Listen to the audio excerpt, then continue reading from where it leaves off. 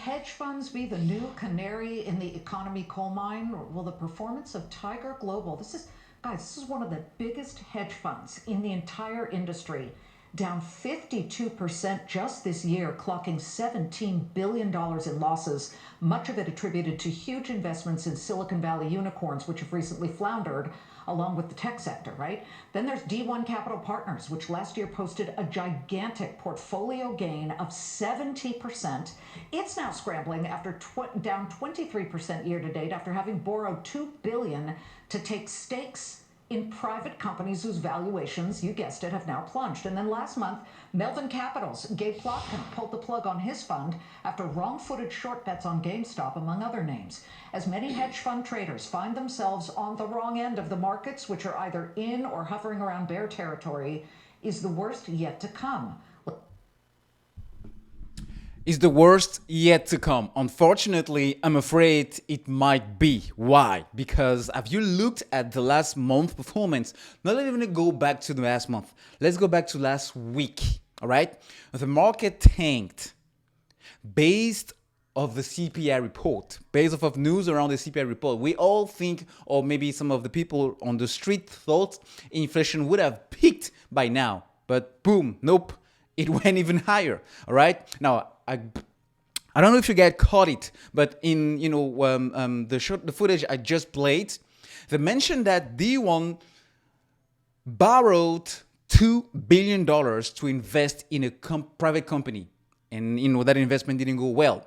Now, the Federal Reserve is about to meet next week, right? And they're going to increase interest rates probably to 50 basis points for the month of June and July. Well, if that happens, I think the market is going to have a little bit of a relief, because right now the market is already pricing or trying to price the fact that 75 basis points or 0.75% is not off the table for the month of June and the month of July. And maybe for the rest of the year, for that matter. And that's why, if you look at tech sector, if you look at companies around the tech sector, they are being crushed. And maybe that is the reason why crypto is being crushed as well, because those big hedge funds, those big, investors with big pockets, usually they also operate with huge margin, with huge debt, and having an increase in interest rates for pretty much every month for the rest of the year, almost close to 1%. It's devastating. It's catastrophic for the algorithm, for the business model, for the company, because they are using client money. Client money, by the way, which was already kind of tight, because remember, since June of last year, or beginning of this year, they decided to put a withdrawal, kind of rate in order to prevent clients from taking money out, because business is bad. They are the one being the most crushed now. Now, we're talking about some of the biggest. Tiger Global, D1, not even mentioning Melvin Capital.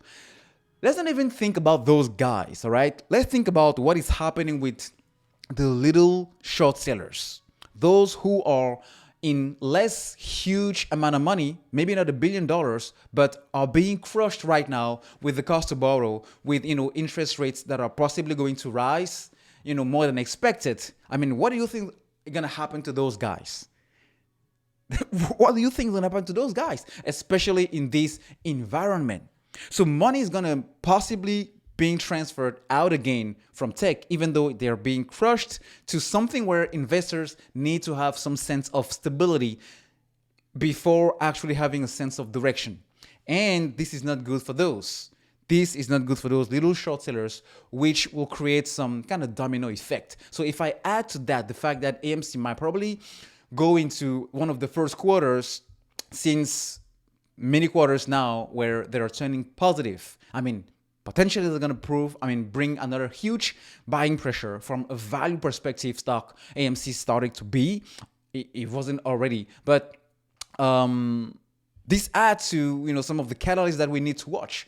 Again, it's not because on paper it makes sense that in reality it's going to happen. Because we've been here, almost 2 years now, and we've been disappointed, on and on and on and on with, being things. So I'm expecting for the best, but I'm prepared.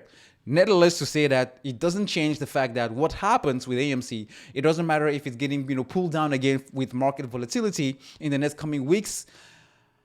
or it goes down to, I mean, it goes up to 50, 60, 70, it doesn't change the fact that, I'm pretty much being numb, because my philosophy right now with AMC is just, I'm parking up there, and, I'm going to sell when my profit hits.